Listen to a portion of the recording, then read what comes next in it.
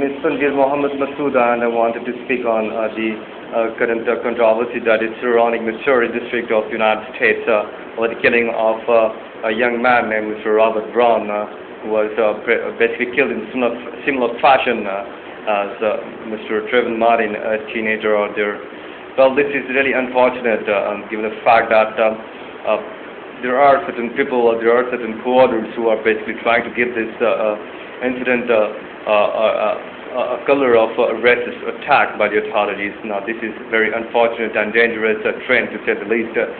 Anything that happens between a black man and a white man, or black Afro-American or a white American, any sort of confrontation between them should not and would not be given any sort of racist angle, at least which would spoil the very constitution, the very spirit of harmony of this very country.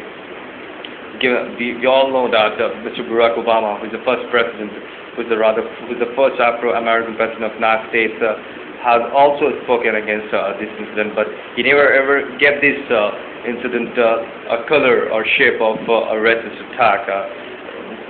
You all need to understand or realize the fact that if Afro-American or white Americans had been racist enough, they would have never ever elected Barack Obama as the president. It's because of their vote, or rather their anonymous decision, that President Obama was elected as the first Afro-American president of the United States. So there is no necessity of giving this issue a racist attack. Rather, we should try and ensure that the severity of this situation is calmed down as quickly as possible.